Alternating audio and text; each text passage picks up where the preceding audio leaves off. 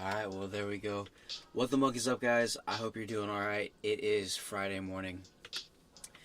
And, I don't know, I've kind of been meaning to do this video, and it'll be a little bit for myself, a little bit for you guys out there, and, to kind of get through my collection and to the point where I'm ready to actually send some things away to PSA.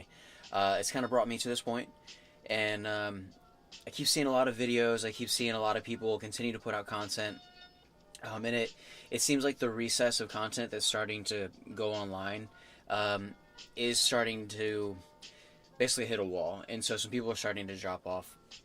And that's only natural. That's what happens in collectibles. That's what happens in card games. And I don't want to call anybody out by name, but if anybody's out there and they're having a hard time, especially with Yu-Gi-Oh or collectibles, just like Who Wants to Be a Millionaire, not everything is get rich quick. So you might want to pick up the phone, call somebody, talk to somebody. You might want to pick up the phone and talk to a couple people. But if anybody is out there and you're feeling that you want to go ahead and get rid of your collection, or you just want to be rid of it and you don't want anything to do with it, or you're just ready to move on and you're just having some life-changing epiphany that is bringing you to a point where you're just this logical decision that had all of this information and all of this reasoning and all of these different facets of why I'm going to do this, and it's going to get me to a point and I'm going to do it for XYZ whatever, and it's going to take me to this point where I'm eventually going to become successful, or I'm going to make money out of this. In a sense, you don't want to be that person that's like that Penguin Zero, you get into this just to flip and just to make money. There are some predatory people that are going to come in and that's all they want to do, is they just want money out of this. And that's not exactly how it works either. I've had to learn a lot about cards, a lot about collectibles, and I originally was actually into Magic before I got into Yu-Gi-Oh! And I maybe collected Magic about a year and a half, and after I thought I had what was a decent deck, I went in to go play somebody, and I basically just got first round TKO'd, and I was just and the dude was probably 40s, no remorse, knew exactly what happened. I just, got mopped up, and then I just took my cards after that, and I left, and then I was just that was a terrible freaking experience. I don't ever want to experience that. That's not fun, But as I continue to, move forward, and I let Magic go, I think my investment at the time, being a kid, was no more than about $150, so really not much at all. Just kid money, just going out and buying toys, just buying cards, But for that, after I let Magic go, some time went on, and then Pokemon kind of came out, and then, got into Pokemon cards a little bit, and then at the same time, Yu-Gi-Oh was in there for me, and I got into Yu-Gi-Oh as well. I liked Yu-Gi-Oh more, but I never had anybody to play Yu-Gi-Oh with. Everybody was always playing Pokemon. But being a no cable, no satellite kid, I guess, Yu-Gi-Oh was always available. Pokemon was always available growing up for Saturday cartoons, and so I attached to Yu-Gi-Oh. It's just that was me, and so it's kind of the same reason why I don't really want to collect Vanguard. I don't really want to collect Pokemon cards. I mean, if they're for my kid, that's a whole different thing. I might get into Magic eventually because I do see the adult game the cards are being, the higher end of Magic, and getting into the higher end of Yu-Gi-Oh, and hopefully Yu-Gi-Oh progresses into a similar echelon as Magic, as Pokemon, and we're starting to see some cards get up there. Friend of a friend of a friend buys a card, and it's worth something crazy, somebody talks about it, everybody goes nuts. It's just, 5 years in, I never thought that it would pick up steam like it has, but due to outside circumstances, this is what it is. And so as we kind of get through this, and as people run out of stimulus money, as people run out of tax money, as people run out of normal income, in a similar situation kind of myself, I stepped away from a job to do another trade to, kind of set up a few private businesses or private avenues to do business for myself outside of a corporate setting.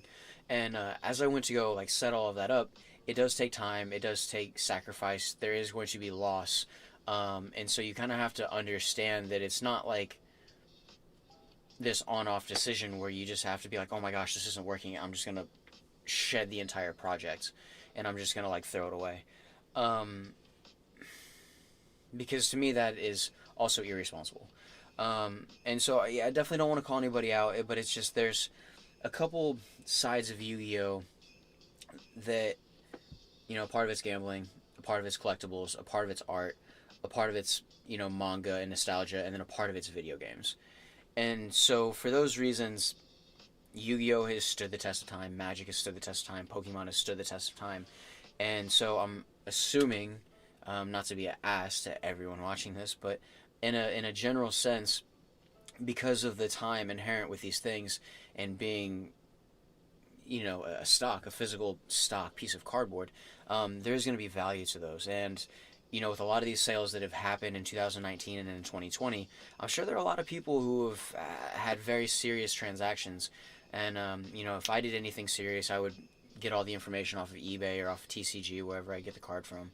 And it would all be printed out, it'd all be documented emails, and I'd probably even take it to go get notarized. And then after that, you have a whole file on the product. And so, you know, I made this joke before about like Antiques Roadshow, where like, you know, our grandparents would take in like these dressers and like these armoires and these lamps and be like, oh, how much is this thing that survived the war worth, you know? And they'd be like X amount, you know? And so that's moving into like a more digital era. I don't think that collectibles in that sense are going to ever be worth that, because I think the way that we're starting, or at least myself, the way that I'm starting to look at the world is everything can be reproduced in a sense. Everything can be remanufactured or reformed to fit a similar need. You know, it's like we used to drive cars, and 20 years from now, we may not even be driving cars. You know, we might not be allowed to.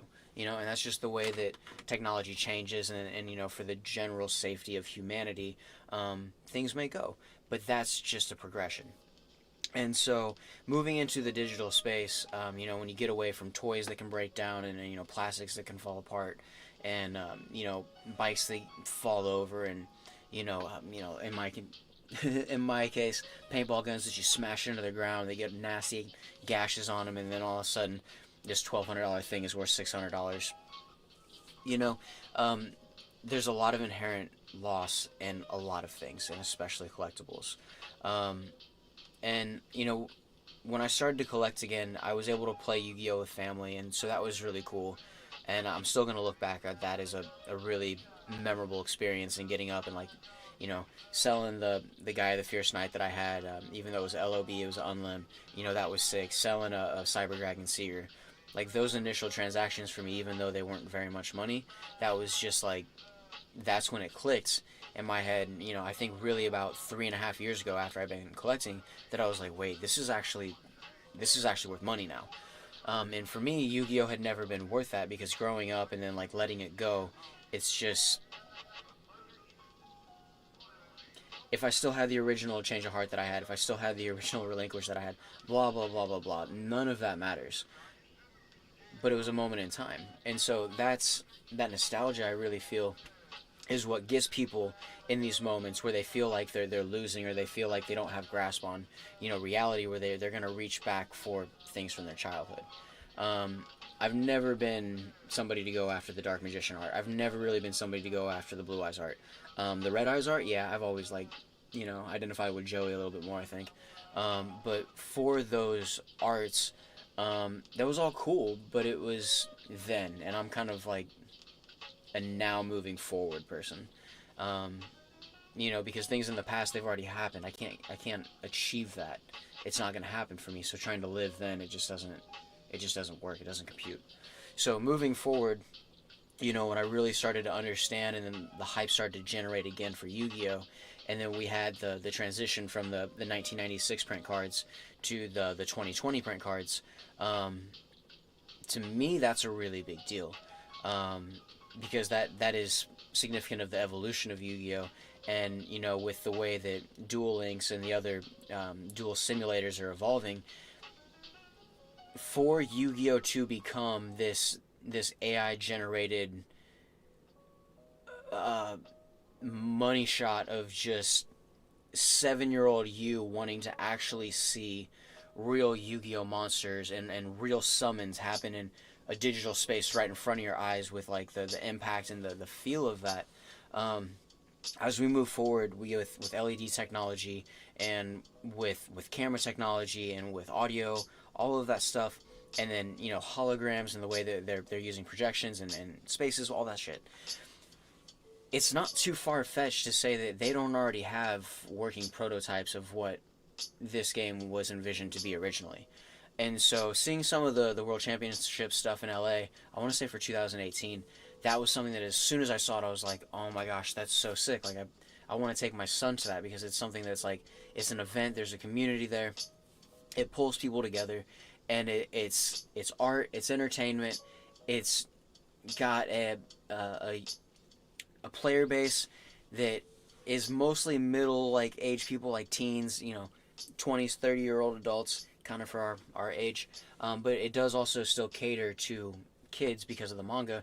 So knowing that, it's just, if you take your kids there, it's generally a little bit more wholesome than I would say taking your kid to go play Magic just straight up, and that's the same reason why Pokemon is always going to have that fan base, I guess, and there's still that nostalgia. So anyways, talking about that, those are kind of some of the points for, like, I feel like the vehicles of Yu-Gi-Oh!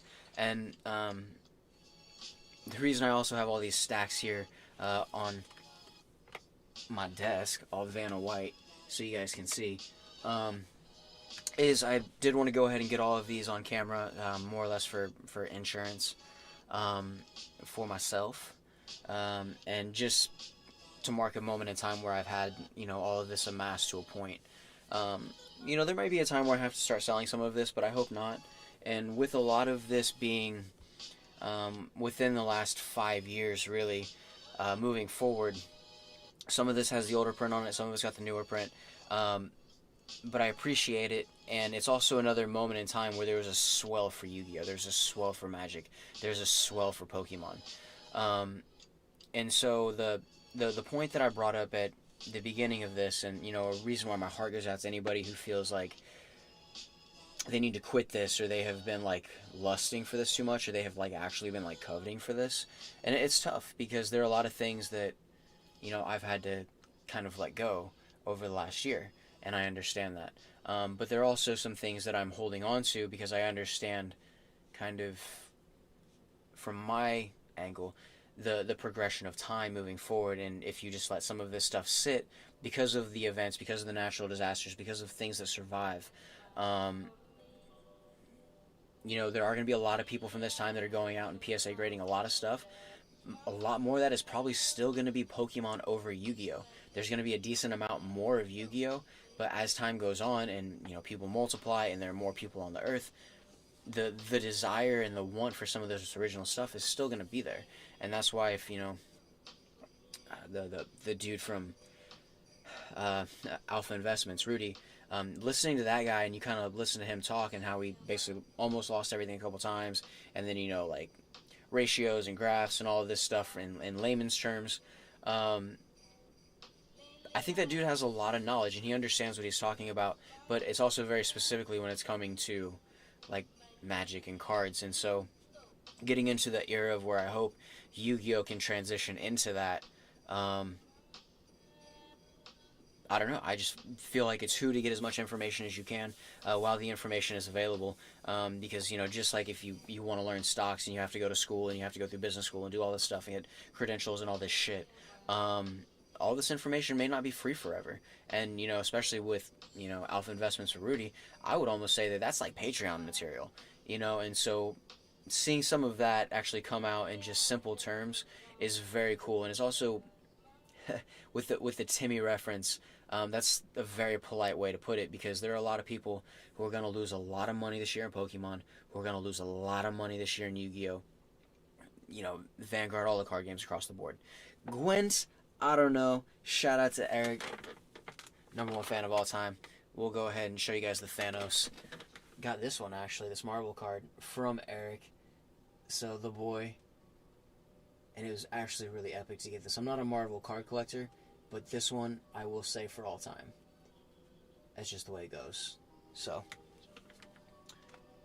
and see, like Eric's like a Marvel card guy. Like he almost got into Yu-Gi-Oh and Pokemon, but I think he pulled back a little bit because he's like, his thing is like Marvel cards, so it's like two different worlds, you know.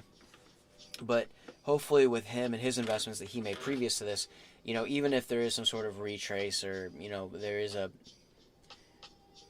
large percentage of people getting out of card collecting this year, or in the next 2 years, I guess. For every person getting out, I would say for every 3 people getting out, there's probably going to be one person who's looking to buy up all of that.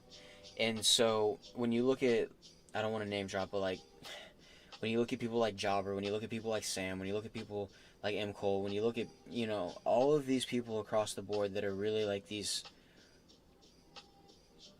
icons for card collecting in Yu-Gi-Oh right now, and they're basically setting up their celebrity to a status to where when real games open back up, they're always going to have a presence there. They're always going to have the invite. You know, of course, unforeseen things can happen, but you know, they're always going to have that presence. And so for those people going and buying up collections, as people drop out of this and they can't afford to stay in or whatever, and those collections solidify, then what you're doing is you're giving Yu-Gi-Oh, I feel, the time that it needs to go through for it to get people who understand, who are able to bring data back to Yu-Gi-Oh, you know, like Alpha Investments is for Magic, like MCOL is for Yu-Gi-Oh right now. And so I don't know a shit ton. I'm still relatively new at this. They're probably going to listen to something I say in this if they ever hear this and be like, that kid's a fucking dumbass, you know? I don't know, maybe. But moving forward and being like that moving forward kind of person, the reason why the current cards are important to me, and even some of the reprints, you know, as long as they're the first edition reprints, it's all cool, you know. But a reason why some of this is all cool to me moving forward is I feel as we move into a digital space, and as a lot of the things that are designed for kids and designed for the youth aren't as much going to be the baby dolls and the, you know, the toy trucks and the match car, you know, cars, and the, you know, all of those physical things that are not exactly trash, but usually abused and destroyed by the kid. So a lot of them are destroyed in the process of being used or being loved. But as just the information changes, and as the system changes, and as kids are basically in school right now, from home, engaging in school in a remote learning system, the kids are going to be interfacing with technology at a much earlier age.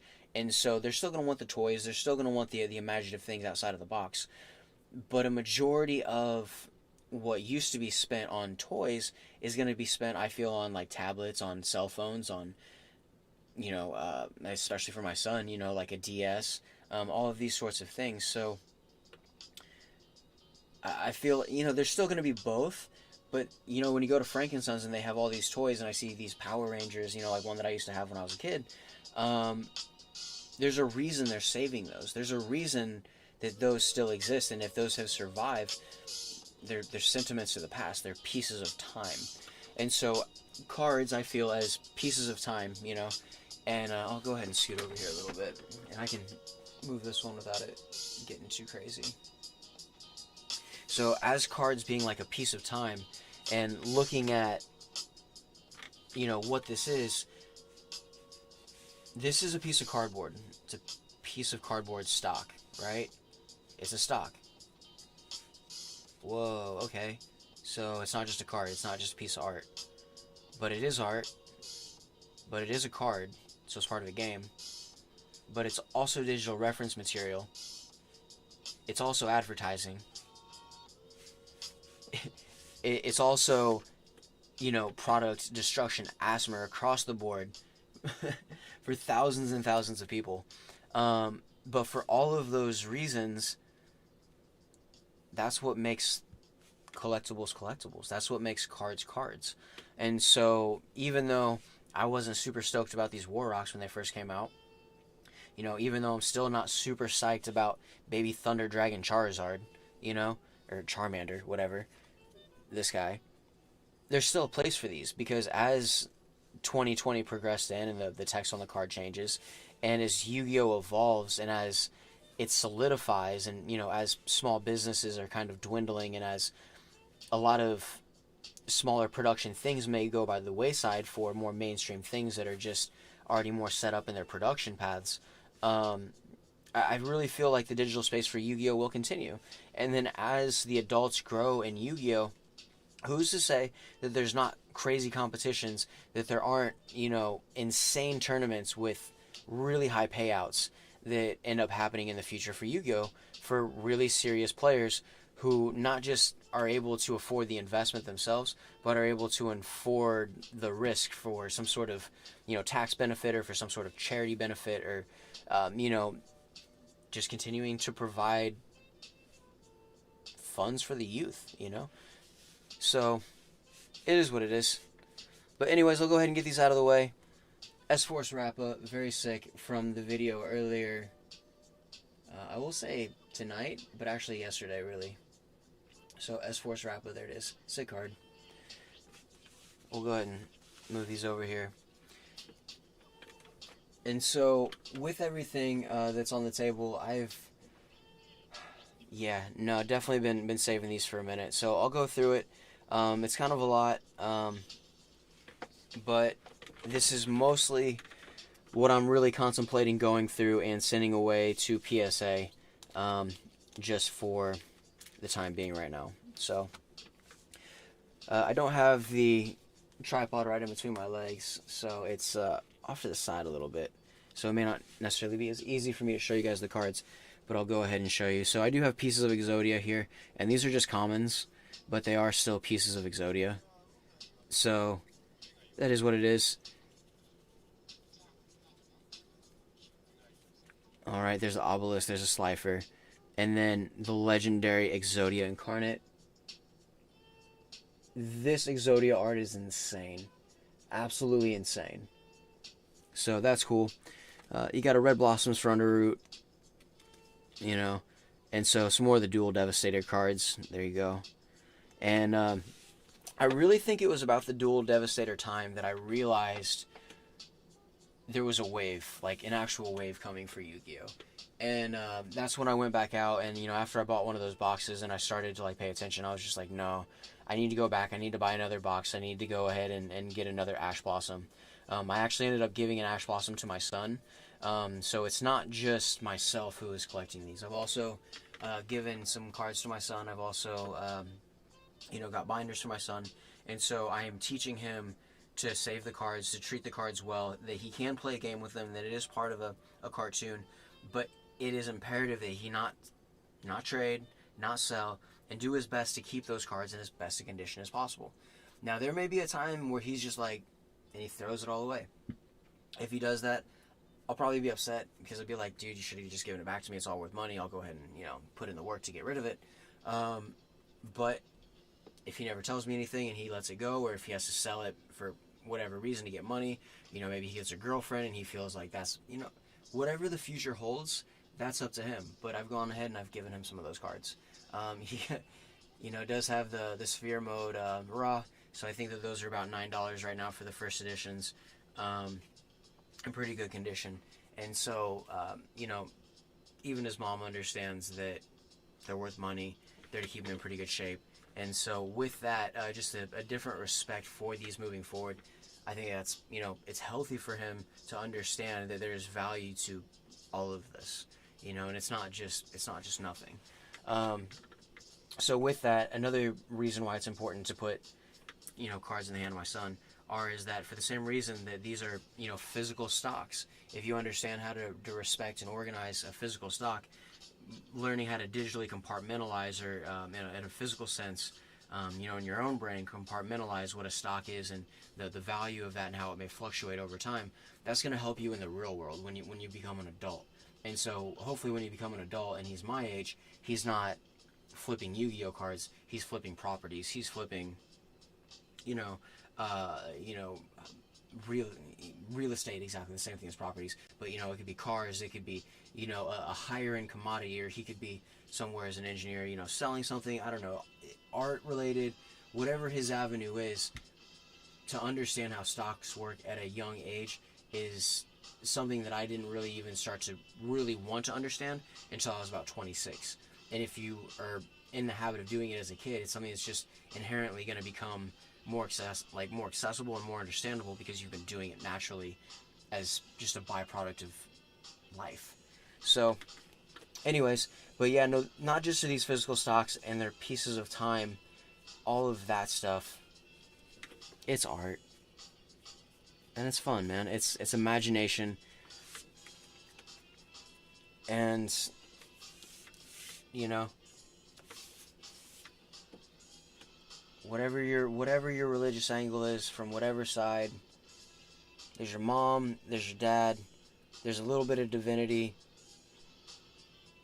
and the rest is just out there. And so once you're in the world and you are able to, you know, be subject to the influence of the world, and, you know, you're able to look at things, you know, had I kept the cards that I had when I was a kid, you know, there's a ton of that. It doesn't matter. But that's why I don't want that recycle to repeat with my son, is, you know, if whatever you believe, whatever it is, everybody is given different advantages, and everybody is given, you know, different resources. And it's really how you use those resources to your advantage, and you are able to be successful. And there are certain places that I can't go, and I can't be the person that I was in the past and think that that's going to work for me in the future just because it worked for me in the past. It's still a fluid thing, and as the world evolves against a lot of different people from different places, there may be stigmas that come up, and it's our job, I really feel, to be peaceful, to understand, and, you know, to just inform each other back and forth, and to be there if something happens, so that we can share the information, we can share the wealth, and we all can be happy and understand that you can enjoy Yu-Gi-Oh! And you can enjoy day-to-day operations. You can be family. You can be all of that. You can be a private business owner. You can be an independent business owner. You can be a multiple business owner doing these things. You just got to put in the work. And that's tough sometimes. I get that it's tough, but you just got to do it. So anyways, guys, going through here, want to go ahead, my second video of the day, give a shout out to Styles and the Guillotine Gang. I'm happy the boy still got his head. But these are dual lost arts right here. And so those, I don't know if I'm able to get them PSA graded while they are still in the wraps that they came in, but I will not be opening those. And so as I go on here, it's not easy to acquire some of this stuff. And it's not easy to put other things on hold while you acquire some of these things. But understanding that making a small investment, waiting a little bit of time, educating yourself on your investment while the time passes, and really seeing if your investment is going to turn out to be something worthwhile, well, knowing the hype that Yu-Gi-Oh has, knowing the online following, knowing how large the world is and how waves work, Yu-Gi-Oh is going to be here for a minute. So, you know, as Ugly Uncle Rudy, I don't even think I can call him that, but shout out to that guy. He's fucking, I get it. But like that guy says, you know, iron hands, some Wu-Tang, the man with the iron fist. I really think that he's onto something there. So anyways, but infinite impermanence in maximum gold, in maximum gold. Yes, there it is. Did my best to go ahead and just throw that straight in a sleeve. And a lot of these aren't perfect, you know? And a lot of these aren't perfect.